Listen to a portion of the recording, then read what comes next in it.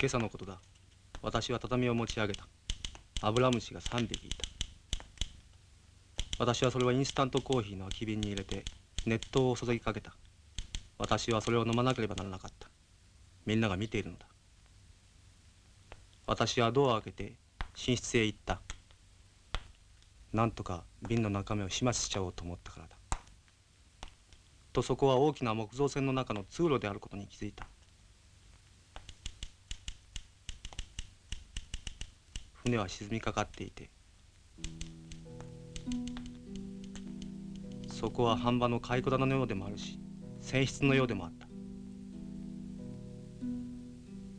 私はやっとのことで溺れかけていた一人の男の子を助け上げる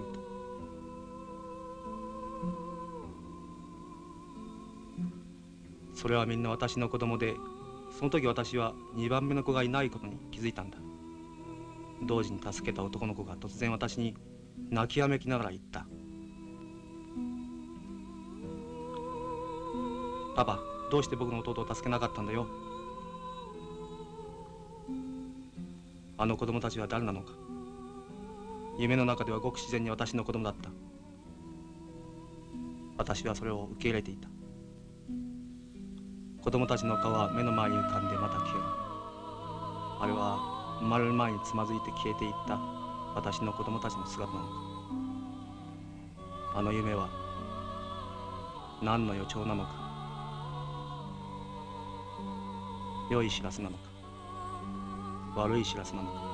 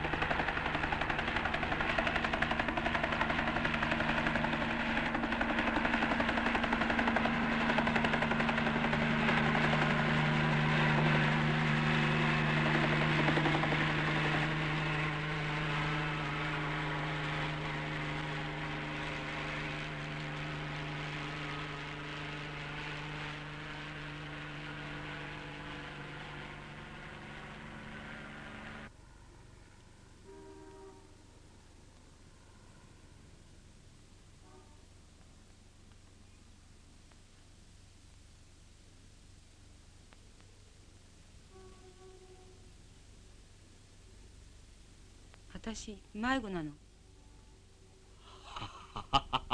からかってはいけない。自分のことを迷子だと分かってる迷子がいるものかね。でもそうなんだもの。みんな迷子なのに。みんなあんたもだ。迷ってしまったと気づいた時、その人間はもう迷子ではない。立ち止まって考えることも引き返すこともインフォメーションを尋ねることもできるんだからね。つまり行き先があるんだ。私はお母さんを探しているの。私の店では何でも売ってるが。ママ、私を産んだけれど、私を産んだことに気づかなかったの。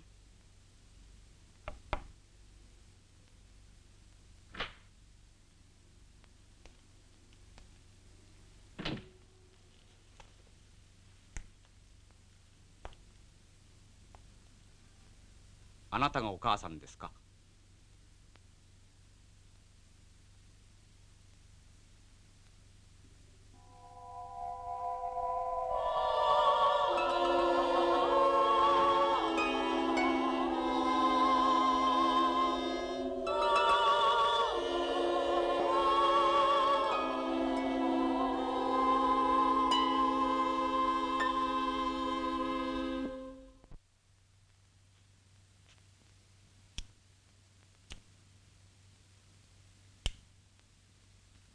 どういうことなのか説明してもらおうか。今日デパートへ買い物に行ったわ。偶然あの子に会ったの。迷子だって自分で言うの。うまく言えないわ。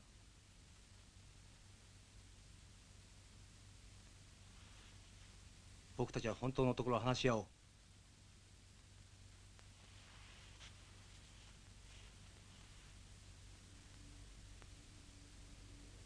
事実をはっきりさせるんだ。君は迷子だった。少なくとも自分ではそう言った。君の年で迷子なんて考えられない。だが君は妻についてきた。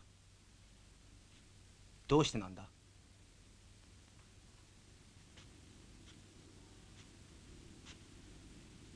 答えないならよろしい。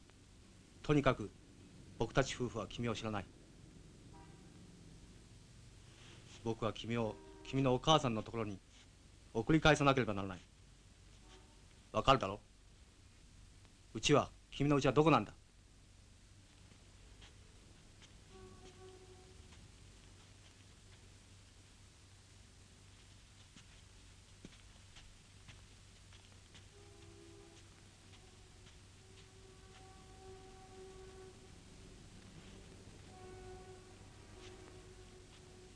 眉を剃ろうかしら。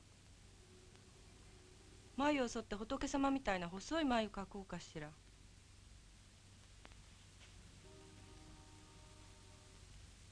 なぜ突然そんなことを言い出すんだ？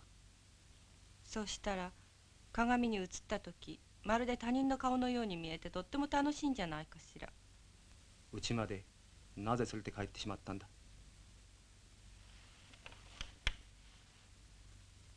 ねえ、あの子うちへ置いてやりましょうか。迷子なら警察に引き渡すことも係に預けることもできた。それなのに君はそうしなかった。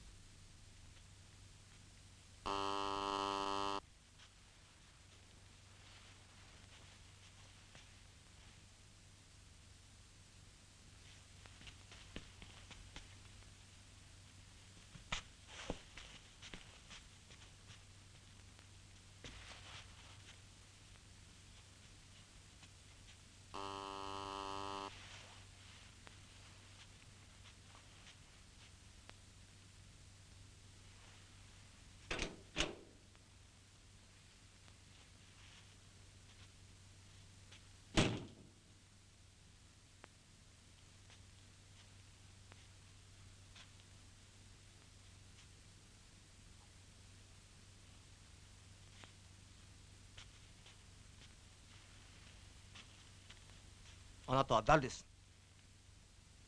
慶坂鮎の父親です。慶平坂あゆ。ご存知でしょ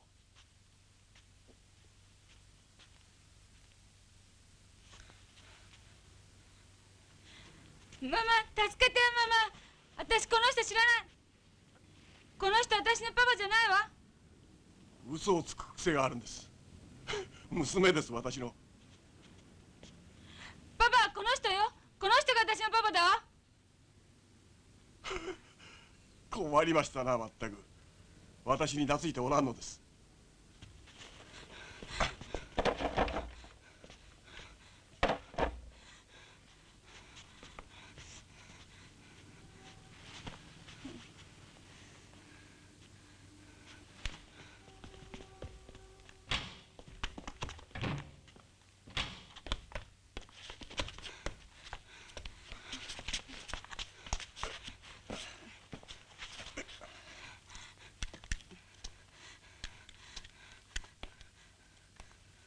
隠しまい。これで娘を追跡していたんです。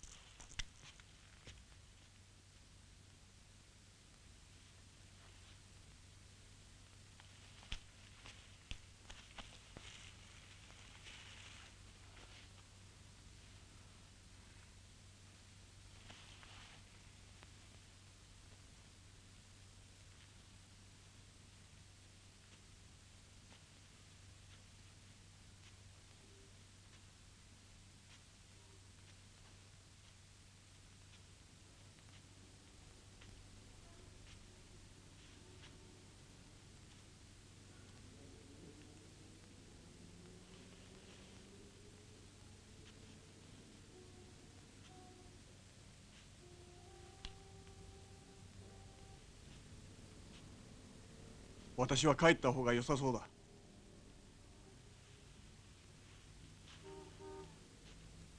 すり減ったレンガでできた階段だった。そこを登ると確か右手にドームが見えた。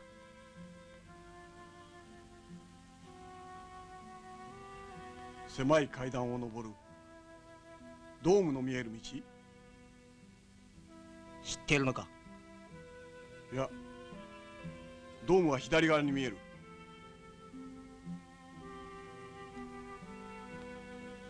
ずいぶん昔のことだ。左かもしれん。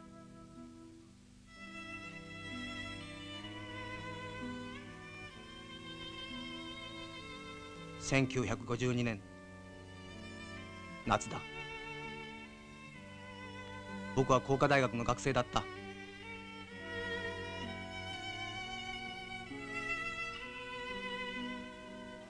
残念だが私の知っているのはこの4月に初めて歩いた道だ。今住んでいるところだ。それ以前に行ったことはない。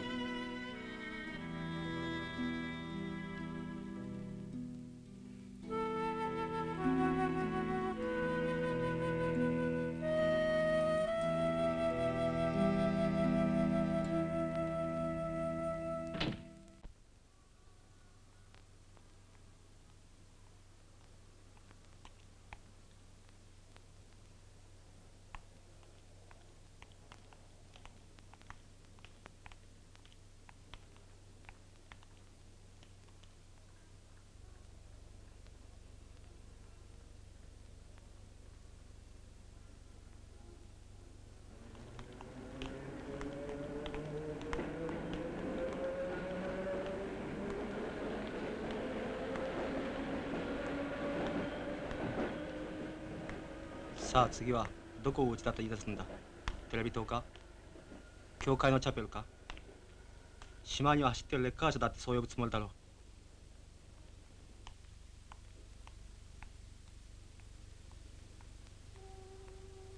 君は家に帰るつもりがないんだな。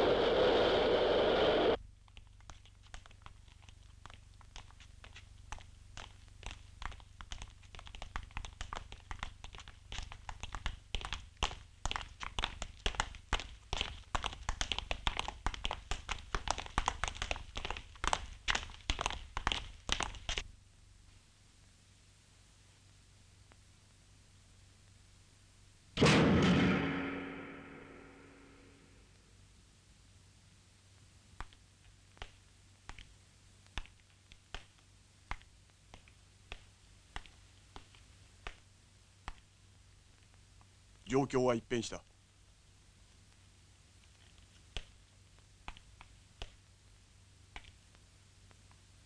午後4時までに計画を中止しなければ我々は一斉検挙されるだろう。状況が変わった？どう変わったの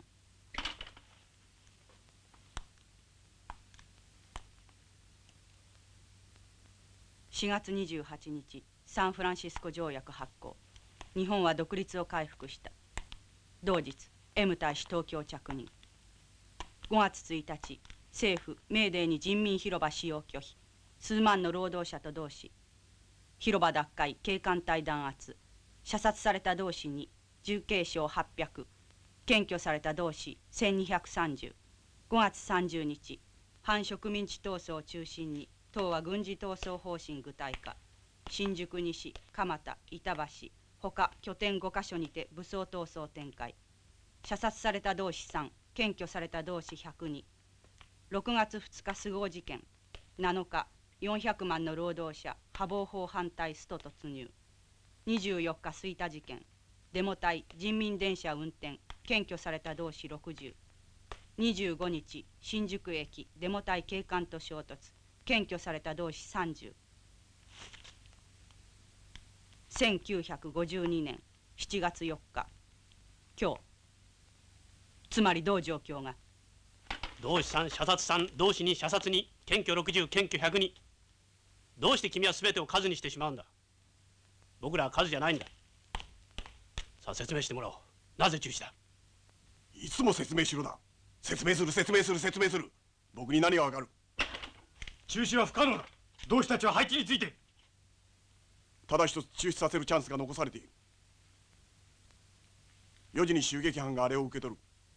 新宿駅の3番線ホームだ。受け渡しが行われなければ計画は遂行できない。しかし誰が誰に渡すのか顔も知らない。武器送達のメンバーは知らされていないんだ。同志恩子が知っているよ。それは彼女の任務だ。行くわ。時間ね。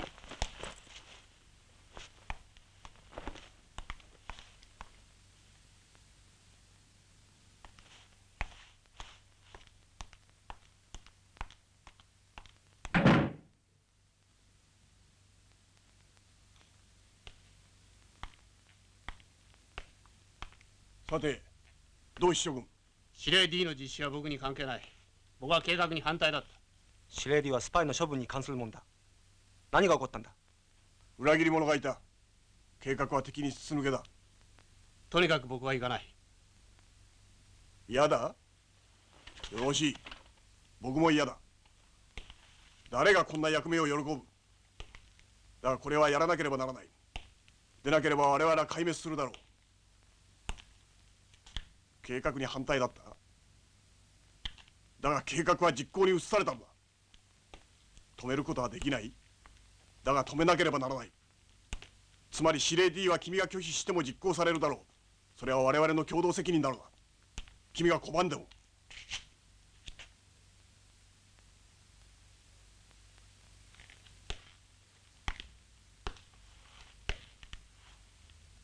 僕が行こう。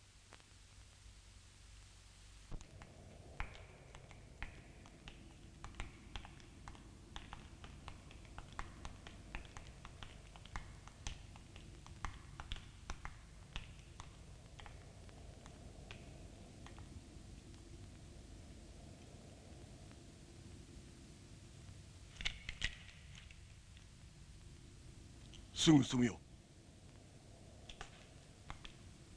誰だ相手は？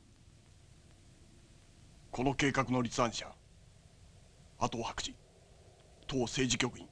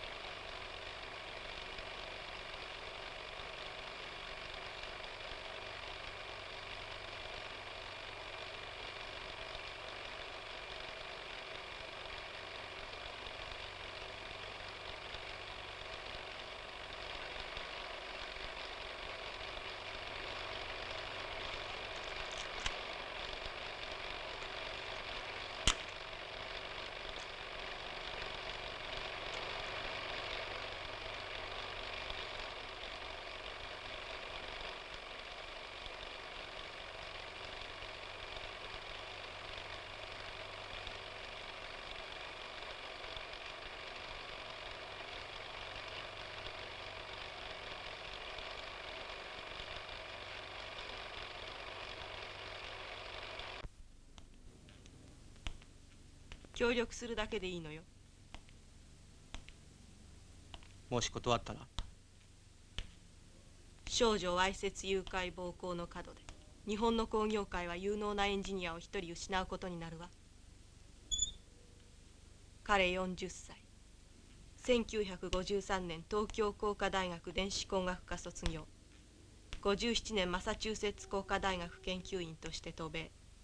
翌年レーザー光線応用技術開発でファラディ国際物理賞をはじめ幾多の学会賞を受賞。60年帰国。結婚。J 大使は確かにここに来る。しかし大使をどうする気なんだ？レーザー光線の性質は直進すること。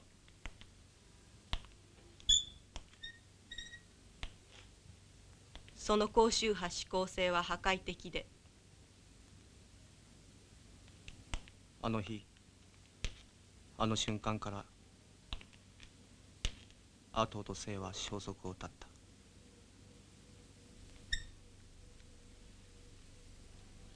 妨害遮蔽する物質があればその組織を破壊して通過直進する。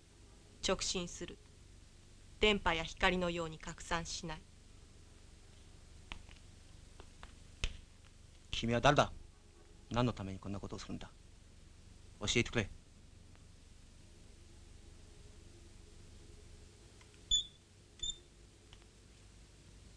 言えないわ。じゃあまた連絡するわ。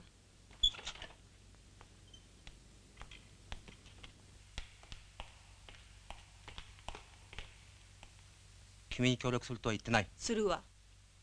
警察を呼ぶ。どうぞ。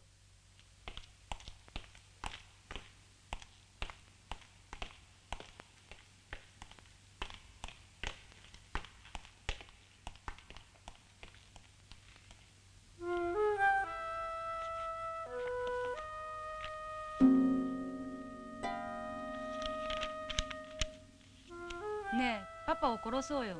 パパを？何人？19、20。わかんないくらいたくさん。そんなにたくさんどうやって殺すの？玄関に裸の電線をピンとあるの。引っかかるわ。まあ、怖い。もっといい方法ないかしら。椅子に座ってたら縛っちゃうの。暴れるわ。だから縛るの。それから首を切っちゃうの。血が出るわ。ブツの棒で豚をぶつみたいに。きっと泣くわよ。じゃあ四つん這いになって歩かせるの。犬みたいに。それからチンチンしろって言うの。でもチンチンが下手だから食べ物を絶対にやらないの。かわいそうよ。私ならパンをあげるわ。ママはダメな人ね。他にはないの？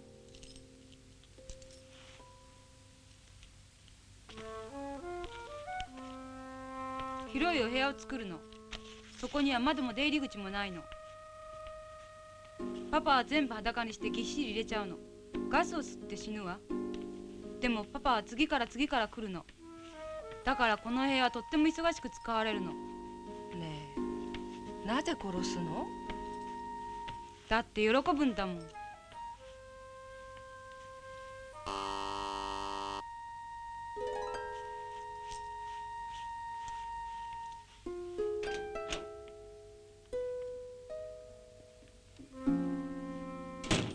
調べてもらったけど分からなかったよ。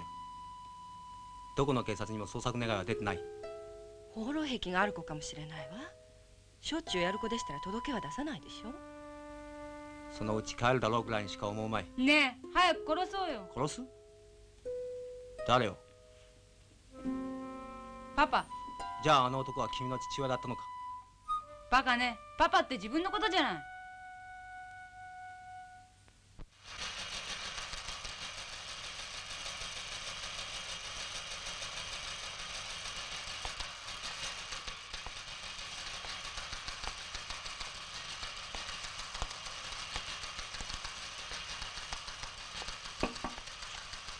トイレに行きたいんです。交代願います。あと15分で休憩よ。待てないの？急に生理が始まったんです。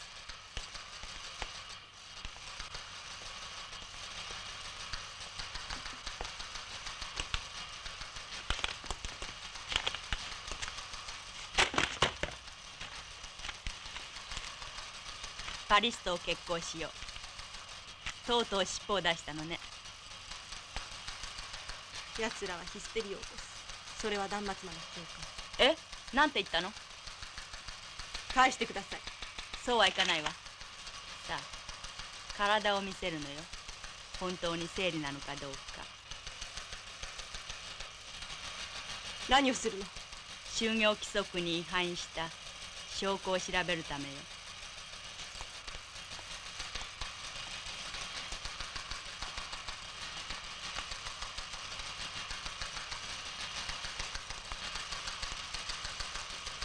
なぜつけてきたの？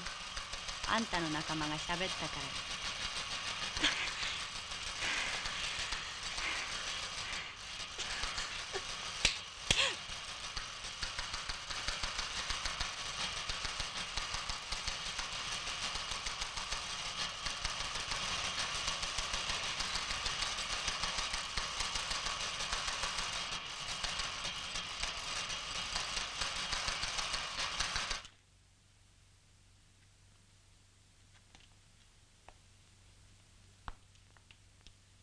律子。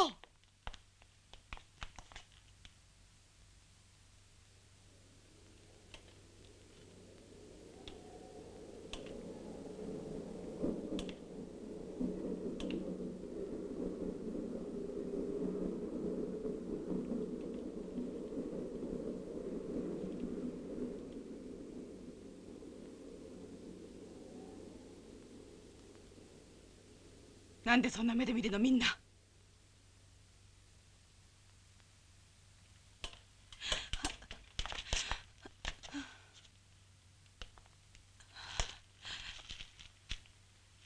疲れが出たんだろう。釈放されてまだ3日だしな。違うわ。裏切ったのよ。なんだって？待って。しかし私が話してくるわ。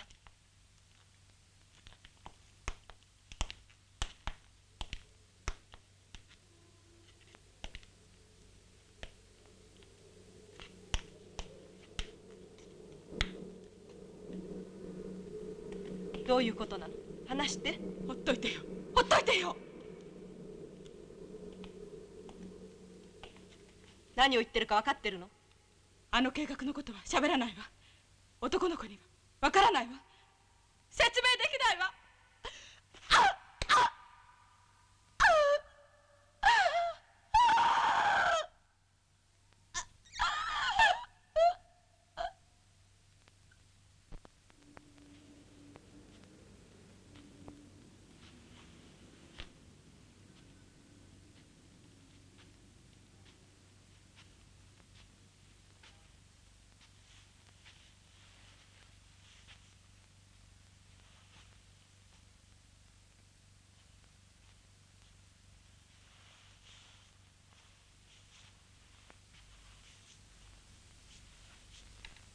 お紅茶を入れるわ。ちょっと待ってね。それともミルクになさる？その数字のゴシャゴシャが勝手に動いてってミルクの中にも入っちゃうの。何の数字だって？あなたの頭脳のことよ。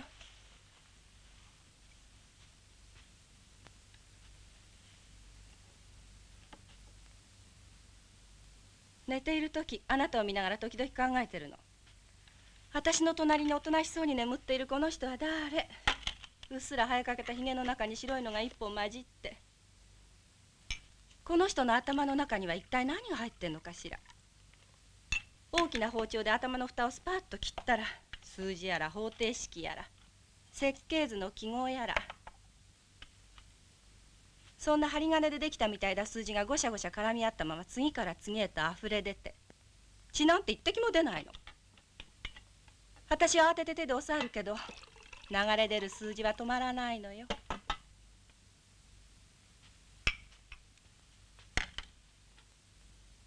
ミルクには砂糖も数字もいらない。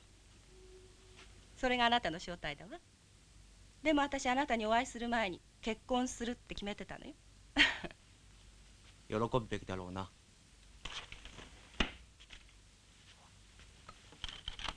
あの日おばさんがあなたの話を持ってきて、いよいよ心を決めなければならない日だった。緑が燃えるように盛んな6月だったでしょ。その日も朝起きてこんなふうに窓を開けたの。海から吹いてくる潮の味のする風を全身に感じながら、その時今日紹介される人と一緒になろうってごく自然に思った。10年前の6月にか。でも時にはふと他の生活もあったって考えるわ。どんな生活だって選べたのにって。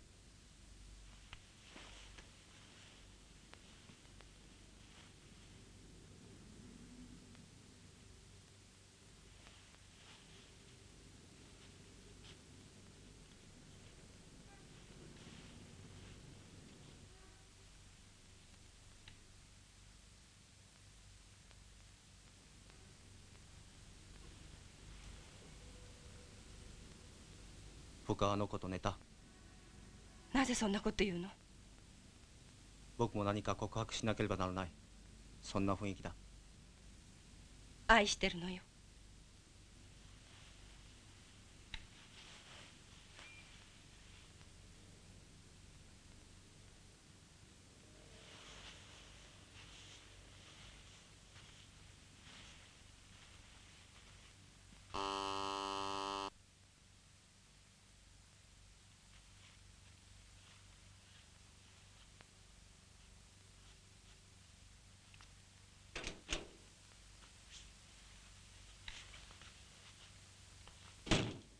何も話すことはない。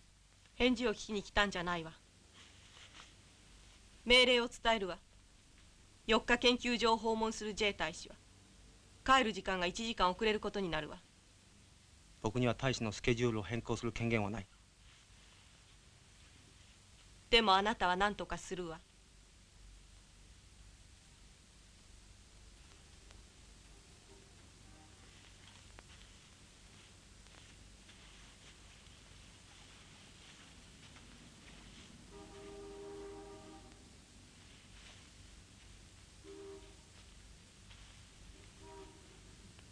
彼を愛してるのよ。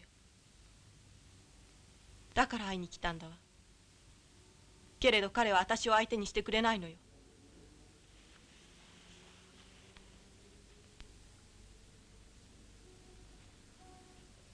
昨日も彼を誘い出したわ。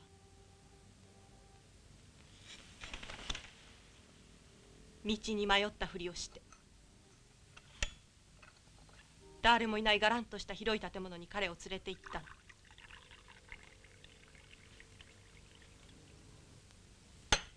私は服を脱いで抱いてちょうだいって言ったの。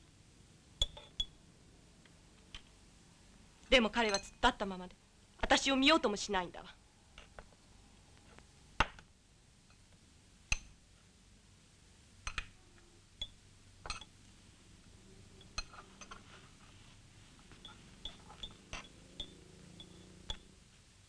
私は本当のことを言ってるのよ。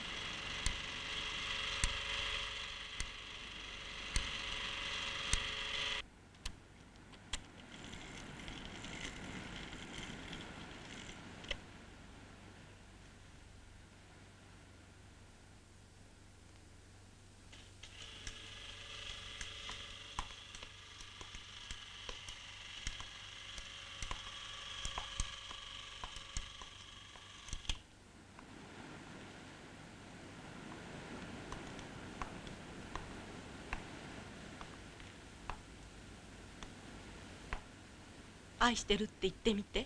愛なんて初めから関係ない。あなたはひどいことをしたのよ。あのフィルムを見た時のことかい？僕は君と寝なかった。ひどいことをしたのよ。そういうことだわ。じゃあ聞く。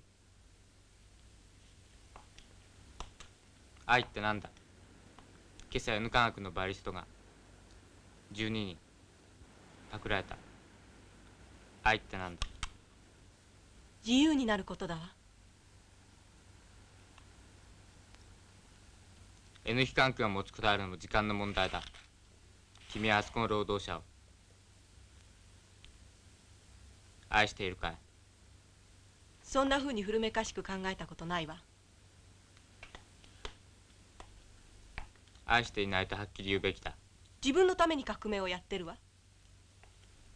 スパイになるのも自分のためさ。律子のことを言ってるの。革命家になろうとして君たちはレスビアンになってしまうんだ。そんな時代さ。いや、こいつは案外正しい答えかもしれないんだ。違うわ。あの夜パクられる時、律子は棍棒で撃たれたり小づかれたりして結局強姦されたからよ。真っ暗な路地なんかに逃げ込んで。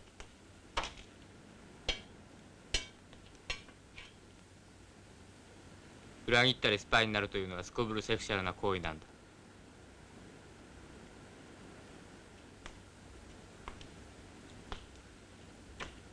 その時甘ったりしびれるような旋律が体を差し貫き。やめてよ。僕は律子を弁護しているつもりはないんだ。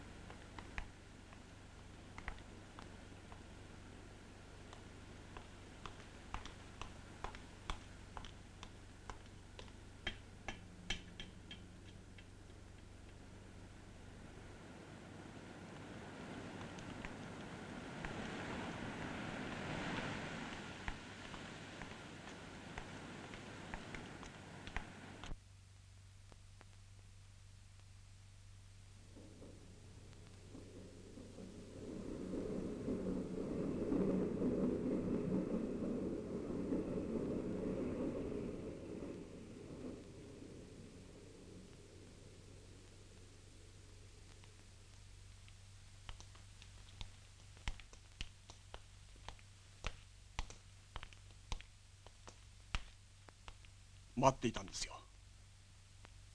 おいでになると思っていました。パパじゃないって言ったわ。どういうことなのか教えていただきたいわ。私はその子の父親だ。信じない？当然です。当の子供ですら信じておらんのですから。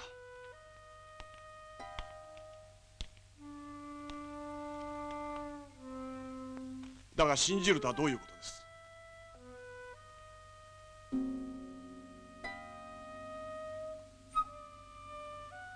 答えられんでしょう。私は本当のことを話す。だが証明しない限り真実とは認めてもらえん。一つの物事に真実はいっぱいある。証明したやつの勝ちです。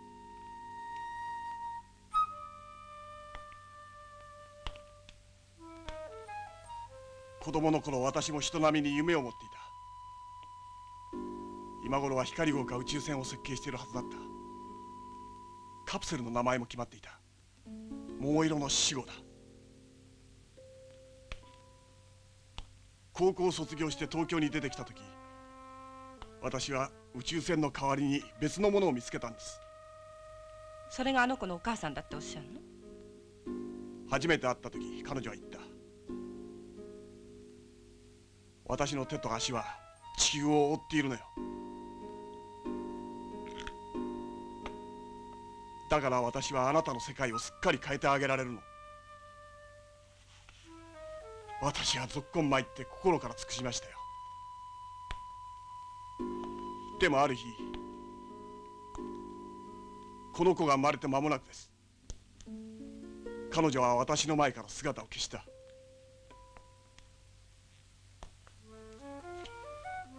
それから私はあれを探してさまよった。長い時間。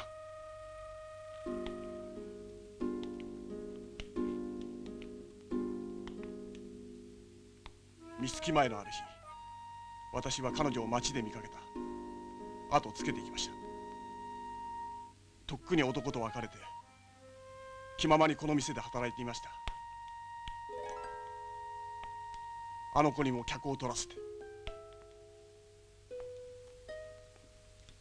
私の顔を見た時、彼女は何と言ったと思います？ご想像の通りですよ。17年は経っていたんですな、あれから。私はあれとまた暮らし始めた。だが2週間と続かなかった。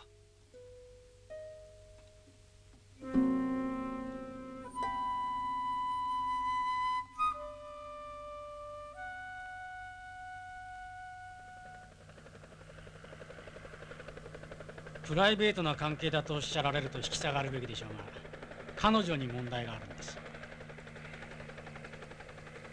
彼女は私の研究に興味を持っているんです。なるほど。ある物質にレーザー光線を当てると立体画像を作り出す奥行きのある空間だ。人はそこに入ることができるように見えるが、もちろんできんことです。自衛隊士訪問のスケジュールの変更もできんそうだ。つまりいやおうなしにゲームは大詰めを迎えるわけです。人がそこに入ることができないということは、つまり我々はその空間を本当には所有してないということなんだ。なぜそうできないかといえば、時間を持ち込めないからです。17年前のあなたを存じ上げていたら協力してもらえましたかな。17年前の私は今同時にここにいますよ。あなたに見えないだけだ。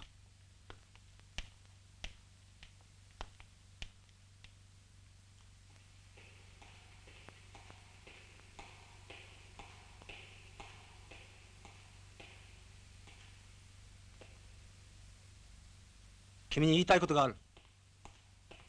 計画は取りやめるんだ。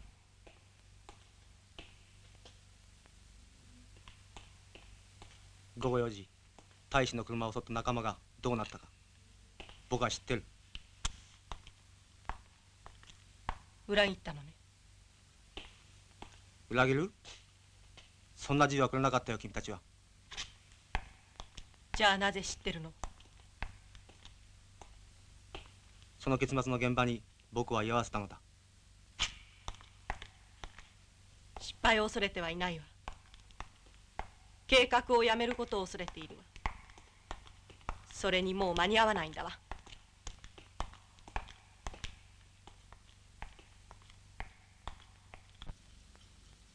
同志将だ。君はスパイとして仲間から告発された。問題の重要性に鑑み、党中央統制委員同志北畑の立ち会いの上、今から査問委員会を開く。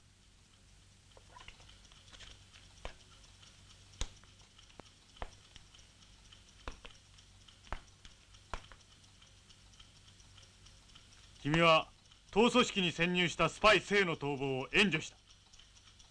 知らない。待ってるうちに消えてたんだ。そんな子供騙しの言い訳が通ると思ってるのか。生がスパイだとは知らなかった。彼は地区から派遣されたオルだと言って信任状も持ってきた。君も知ってるじゃないか。僕は初めから疑っていた。だから中央に報告したんだ。筑井地方医はじめ関係各級機関にもともと生というオルゴはいなかったんだよ君。しかし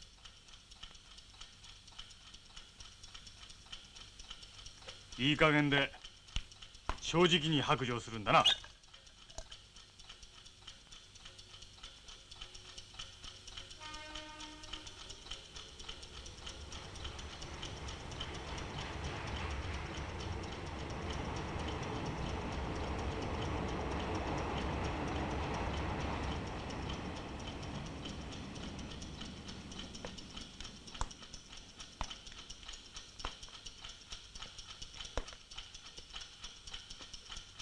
告発の2、M 隊襲撃計画は党組織破壊の挑発であったことを承知で、君はスパイ生と協力積極的に推進したんだ。僕が？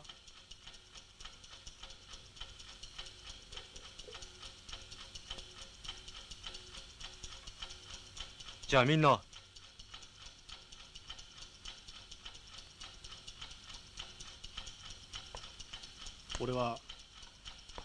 我々は計画に終始反対だった。覚えてるだろ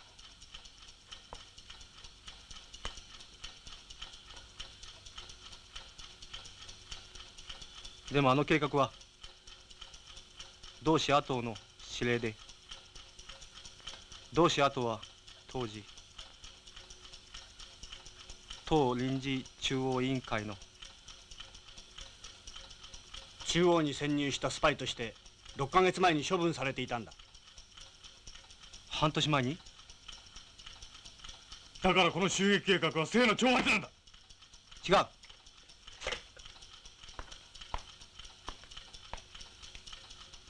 初めは組織は分断され、我々が孤立してしまった時、敵に打撃を与える有効な方法はないか、細胞会議で決めたことじゃないか。そうだろう？答えてくれ。その時生が同じプランを持ってオルグだと言って現れたんだ。なるほど。君が先に下工作をしておいた。そこへ生がやってくる。万事うまくいったわけだ。違う。生はスパイがいるので中止しなければ危険だと言って止めようとしたんだ。まだかばうのか。スパイの常套手段だ。自分が危なくなった時のな。いいか、その時アトーはもう組織にいなかった人間なんだぞ。つまり生はスパイ、挑発者、反革命分子、そして君はその協力者だ。我が細胞としては正田を反革命分子、挑発者、スパイ行為の角で組織から永久に追放することを決議したい。異議はないだろう。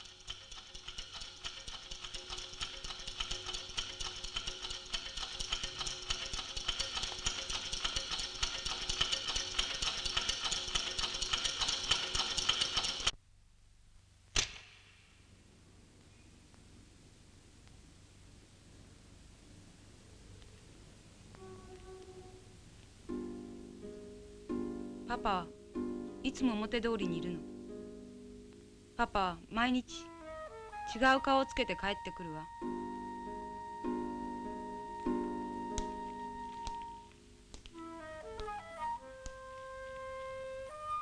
ママがパパをいつも探してくるの。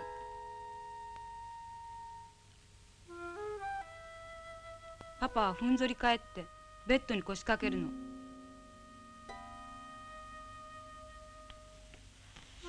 ママはかがみ込んで靴下を脱がしてあげるわ。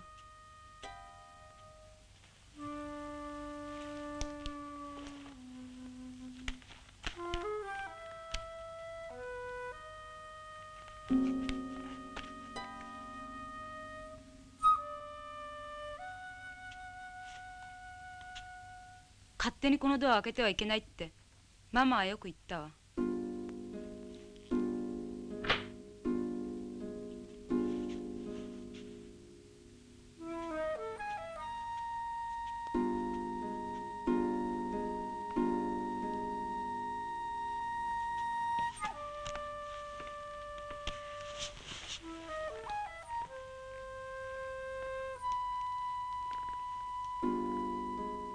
私を縛ってちょうだい。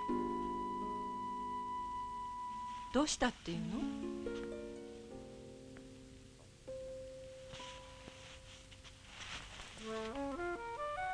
私はママなの。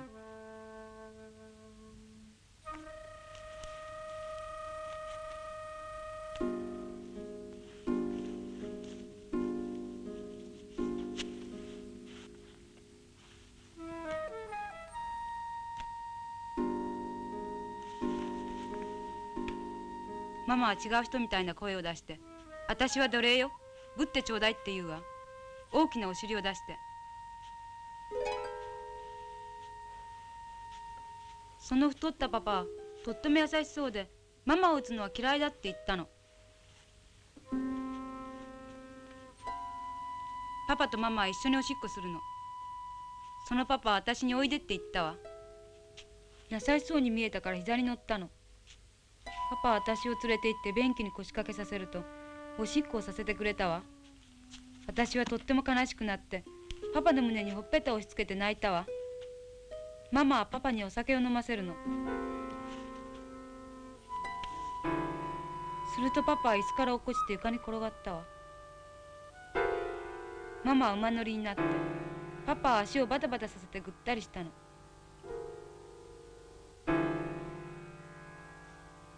パパはお腹から血を出してママはヒーヒーって嬉しそうな声を上げたの。朝起きてみたらママはどこにもいなかったの。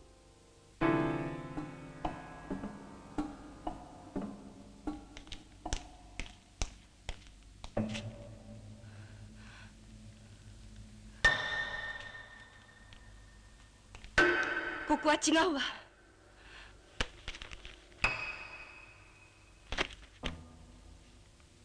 違うわ。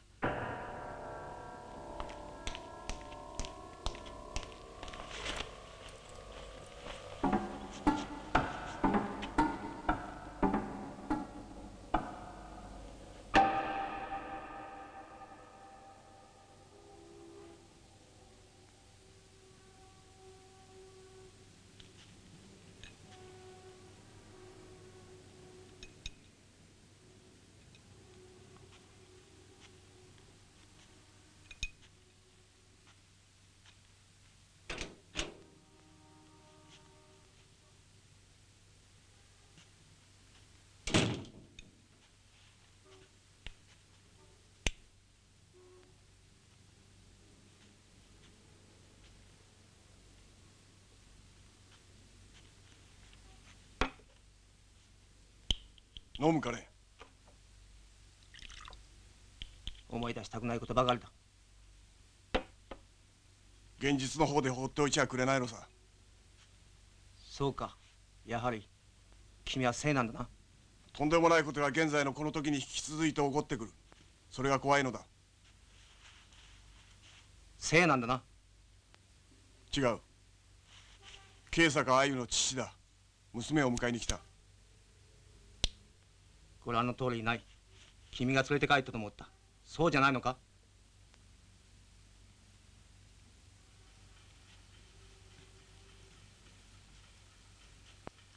何をイライラしている？少女誘拐で罰せられるのが不安なのか？思ってもみろ。君がアトウと一緒に消えてしまってから何が起こったのか。ひどいもんだった。何か勘違いしているようですな。私は聖ではないし、聖なんて人はいなかったのと違いますか？何だって？いなかったと言ってる。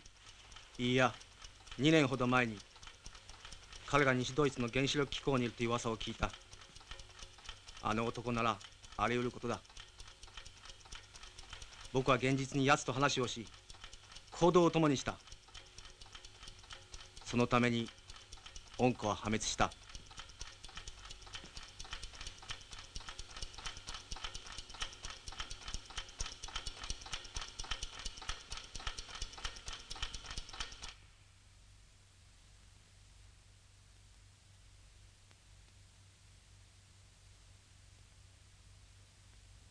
君は聖にそそのかされて新宿駅でレポに失敗した。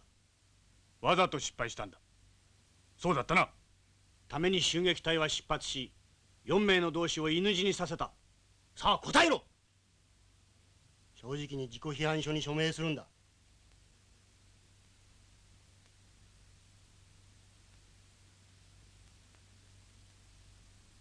強情な女だ。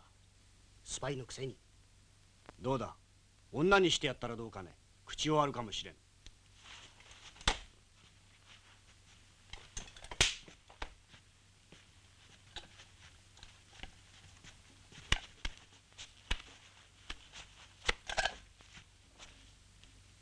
どうだ、告白しろ。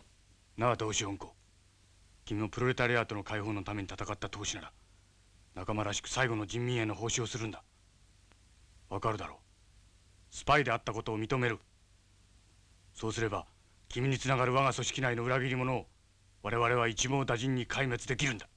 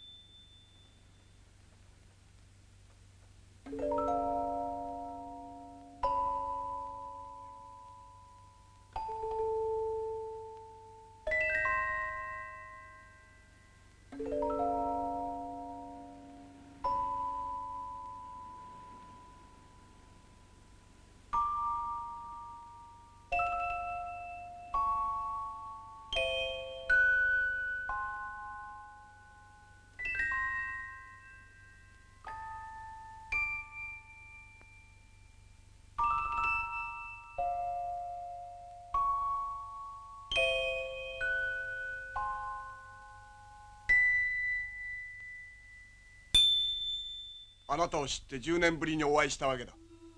27年ですよ。何ですと？今は1980年の6月初旬、私が生という男に初めて会ったのは52年だった。生などという男の存在は信じられんと10年前初めて会った時にも同じことを言った。待ってよ、今80年なら変じゃない。何が変ですと？人数が多いわ。この中の誰か死んでるはずだわ。